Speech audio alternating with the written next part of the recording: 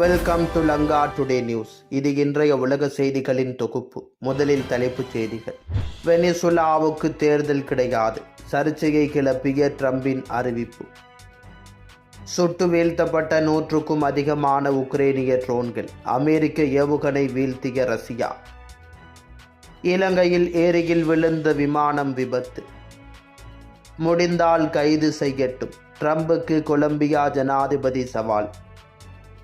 Sir, தயவு செய்து உங்களை நான் பார்க்க முடியுமா என பிரதமர் மோடி கேட்டார். ட்ரம்ப் கிண்டல். அமெரிக்க படைகளிடமிருந்து கப்பல் ஒன்றை பாதுகாக்க புறப்பட்ட ரஷ்ய படைகள். 7 லட்சம் ஆண்டுகளுக்கும் மேலாக அழிந்த எரிமலையில் ஏற்பட்ட திடீர் மாற்றம். இனி விரிவான செய்திகள். இலங்கையின் நுவரெலியாவில் உள்ள கிரிகரி ஏரியில் கடல் விமானம் ஒன்று சுற்றுலா பயணிகளை ஏற்றிச் செல்வதற்காக ஏரியில் இறங்க முயன்ற போது பலத்த காற்று காரணமாக தடுமாறி விபத்துக்கு உள்ளாகியிருக்கின்றது. இந்த விபத்தில் காயமடைந்த விமானி மற்றும் துணை விமானி மருத்துவமனையில் அனுமதிக்கப்பட்டிருக்கின்றனர். சுற்றுலா பயணிகள் விமானத்தில் இல்லாததால் பெரும் விபத்து தவிர்க்கப்பட்டிருக்கின்றது. இந்த விபத்து குறித்து இலங்கை போலீசார் விசாரணை மேற்கொண்டு வருகின்றனர். இந்த விபத்து தொடர்பான வீடியோ இணையத்தில் வெளியாகி அதிர்ச்சியை ஏற்படுத்தியிருக்கின்றது. அமெரிக்க ஜனாதிபதி ட்ரம்ப் குடியரசுக் கட்சியின் உறுப்பினர்களுடனான வருங்கால திட்டங்கள் தொடர்பான நிகழ்ச்சி ஒன்றில் கலந்து கொண்டு பேசும்போது அப்பாச்சி ரக ஹெலிகாப்டர்களை வாங்க இந்தியா ஆர்டர் கொடுத்திருந்தது. ஆனால் 5 ஆண்டுகளாக அவர்களுக்கு ஹெலிகாப்டர்கள் கிடைக்கவில்லை.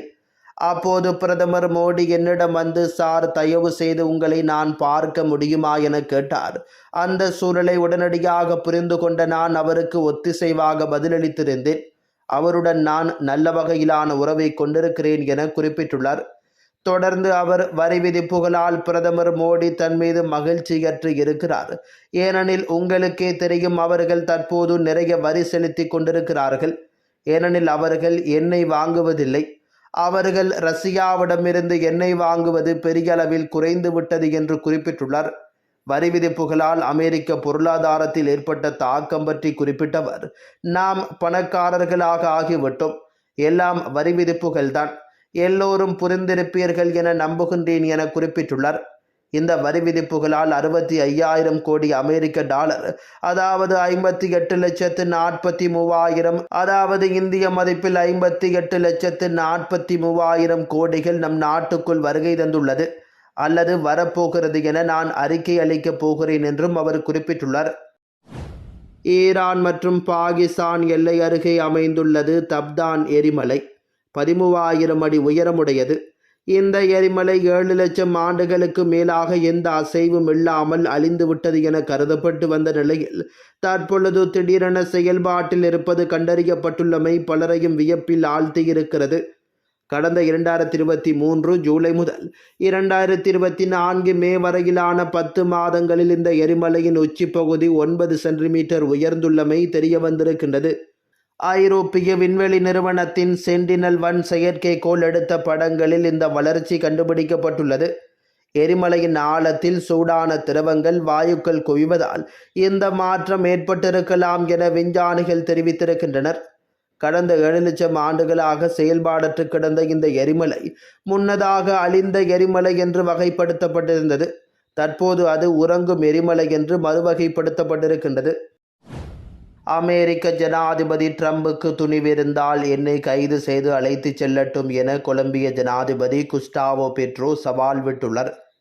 வெனிசுலாவின் ஜனாதிபதி நிக்கோலஸ் மதுரோ மற்றும் அவரது மனைவி சிலியா புளோரஸையும் அமெரிக்க படைகள் கைது செய்துள்ள நிலையில் கொலம்பிய ஜனாதிபதி குஸ்டாவோ பெட்ரோ இவ்வாறு சவால் விட்டுள்ளார். இது தொடர்பாக கொலம்பிய ஜனாதிபதி குஸ்டாவோ பெட்ரோ குறிப்பிடுகையில், நான் யாருக்காகவும் பயப்படவில்லை. நீ விரும்பினால் உனக்காக நான் இங்கு காத்திருக்கின்றேன். படையெடுப்புகளையோ படுகொலைகளையோ ஏவுகணை தாக்குதல்களையோ நான் ஏற்கவில்லை. நான் உளவுத்துறையை ஏற்றுக்கொள்கின்றேன். உளவுத்துறையுடன் வாருங்கள், நேருக்கு நேர் மோதி பார்ப்போம். அரசியல் மாபியாக்களால் கொலம்பிய மக்களை ஏமாற்றுவதை முதலில் நிறுத்துங்கள். கொலம்பியர்கள் 7 லட்சம் பேருக்கு அவர்கள் மரண தண்டனை அளித்திருக்கின்றனர். நான் மீண்டும் ஒரு ஆயுதத்தை தொடமாட்டேன் என்று சத்தியம் செய்திருக்கின்றேன். ஆனால் தாய் நாட்டுக்காக நான் மீண்டும் ஆயுதம் ஏந்தவும் தயாராக இருக்கிறேன் என சவால் விடுத்துள்ளார். ரஷ்ய பிராந்தியத்துக்குள் அத்துமீறி நுழைந்த 100க்கும் மேற்பட்ட ட்ரோன்களை சுட்டு வீழ்த்தியிருப்பதாக அந்த நாட்டு பாதுகாப்பு அமைச்சகம் தகவல் தெரிவித்துள்ளது. புதன்கிழமை ரஷ்ய பாதுகாப்பு அமைச்சகம் வெளியிட்ட அறிக்கையில், போரின் முன்கள வரிசையில் அமைந்துள்ள பல்வேறு பகுதிகளுக்குள் அத்துமீறி நுழைய முயன்ற 106 உக்ரைனிய ஆளில்லா விமானங்கள் ரஷ்ய வான் பாதுகாப்பு படையினரால் சுட்டு வீழ்த்தப்பட்டு இருப்பதாக தெரிவிக்கப்படுகின்றது. அத்துடன் உக்ரைனிய நிலப்பரப்பிலிருந்து ஏவப்பட்ட அமெரிக்காவின் தயாரிப்பான ஹைமார்ஸ் ஏவுகணையையும் ரஷ்யா சுட்டு வீழ்த்தியிருப்பதாக அந்த அறிக்கையில் குறிப்பிடப்பட்டுள்ளது. அத்துடன் இரு தரப்புக்கும் இடையிலான மோதலில் உக்ரைனிய இராணுவத்தில் பலத்த சேதம் ஏற்பட்டு இருப்பதாகவும் தெரிவிக்கப்படுகின்றது. வெளியான தரவுகளின்படி சுமார் 270க்கும் மேற்பட்ட உக்ரைனிய வீரர்கள் ரஷ்ய தாக்குதலில் கொல்லப்பட்டு இருப்பதாக தெரிவிக்கப்படுகின்றது. மேலும் ஒரு பீரங்கி, ஒரு கவச ஆம்புலன்ஸ் வாகனம், 4 கவச போர் வாகனம் மற்றும் 13 இதர வாகனங்கள் அளிக்கப்பட்டிருக்கின்றன. குறிப்பாக உக்ரைனின் புக் M1 ரக விமான எதிர்ப்பு ஏவுகணை தளமும் இந்த மோதலில் அளிக்கப்பட்டு இருப்பதாக தெரிவிக்கப்பட்டிருக்கின்றது. வெனிசுலாவுக்கு உடனடி தேர்தல் கிடையாது என அமெரிக்க ஜனாதிபதி டொனால்ட் ட்ரம்ப் தெரிவித்துள்ளார். அடுத்த 30 நாட்களுக்குள் வெனிசுலாவில் தேர்தல் நடத்த வாய்ப்பில்லை என்று அமெரிக்க ஜனாதிபதி டொனால்ட் ட்ரம்ப் தெரிவித்துள்ளார். வெனிசுலா சட்டப்படி ஜனாதிபதி பதவி காலியானால் 30 நாட்களுக்குள் தேர்தல் நடத்தப்பட வேண்டும். ஆனால் இந்த சட்ட விதியை ட்ரம்ப் நிராகரித்துள்ளார். இது குறித்து அவர் கூறியுள்ளதாவது: முதலில் வெனிசுலாவை சரி செய்ய வேண்டும். சிதைந்துள்ள அந்த நாட்டின் பொருளாதாரத்தை பழைய நிலைக்கு கொண்டு வர கால அவகாசம் தேவை. அந்த நாட்டில் நிலவும் சூழலில் குறுகிய காலத்துக்குள் தேர்தலை நடத்த சாத்தியமற்றது. அடுத்த 30 நாட்களுக்குள் வெனிசுலாவின் தேர்தல் நடத்த வாய்ப்பில்லை என அந்த நாட்டின் தற்போதைய நிலையை வைத்து அமெரிக்காவை கணித்து கொள்ளும்.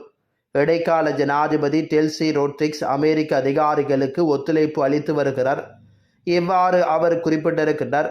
இதேவேளை வெனிசுலா விவகாரங்களை கவனிக்க வெளியுறவுத்துறை அமைச்சர் மார்க்கோ ரூபியோ மற்றும் இராணுவ அமைச்சர் பீட்டர் ஹெக்ஸெத் ஆகியோர் அடங்கிய உயர்மட்ட குழுவை ட்ரம்ப் நியமித்திருக்கின்றார். ட்ரம்பின் இந்த அறிவிப்பு சர்வதேச அளவில் பெரும் விவாதத்தை ஏற்படுத்தி இருக்கின்றது. அட்லாண்டிக் பெருங்கடலில் பயணிக்கும் ஒரு எண்ணெய் கப்பலை அமெரிக்க படைகள் பின்தொடர்ந்து வருவதாகவும், அதனை பாதுகாக்க ரஷ்ய நீர்மூழ்கி கப்பலையும் பல கப்பல்களையும் அனுப்பியுள்ளதாக சர்வதேச ஊடகங்கள் தெரிவிக்கின்றன. தற்போது சம்பந்தப்பட்ட கப்பல் ஐஸ்லாந்துக்கும் பிரிட்டிஷ் தீவுகளுக்கும் இடையில் பயணித்துக் கொண்டிருப்பதாக கூறப்படுகிறது. அமெரிக்க தடைகளை மீறி ஈரானிய எண்ணெயை கொண்டு சென்றதாக இந்த கப்பல் மீது குற்றம் சாட்டப்பட்டிருக்கின்றது. இந்த கப்பல் கடந்த காலங்களில் வெனிசுலா கச்சா எண்ணெயை கொண்டு சென்றதாகவும் தெரிய வருகின்றது. இருப்பினும் தற்போது அந்த கப்பல் காலியாக இருப்பதாக கூறப்படுகிறது. வெனிசுலாவின் அண்டை நாடான கயானாவை சேர்ந்ததாக கூறப்படும் இந்த கப்பலுக்கு பேலாவன் என்று பெயரிடப்பட்டிருக்கின்றது. பின்னர் அது மரினெரா என்று மாற்றப்பட்டு ரஷ்ய கொடியுடன் சென்றதாக ஊடகங்கள் தெரிவிக்கின்றன. கரீபியனில் அது வெனிசுலாவை நோக்கி செல்வதாக அறிவிக்கப்பட்டதை தொடர்ந்து கடந்த மாதம் அமெரிக்க கடலோர காவல் படை அந்த கப்பலை கைப்பற்ற முயன்றிருக்கின்றது. இதன் காரணமாக குறித்த கப்பலின் கடல்வழி பாதை மாற்றப்பட்டுள்ளதாக கூறப்படுகிறது. இவ்வாறானதொரு பின்னணியில் ஐரோப்பாவை நோக்கி கப்பல் செல்வதை தடுக்க சுமார் 10 அமெரிக்க விமானங்கள் மற்றும் ஹெலிகாப்டர்கள் அனுப்பப்பட்டுள்ளதாக கூறப்படுகிறது. இந்த நிலையில் கப்பலை சுற்றியுள்ள நிலைமையை மிகவும் உன்னிப்பாக கண்காணித்து வருவதாக ரஷ்யா அறிவித்திருக்கின்றது.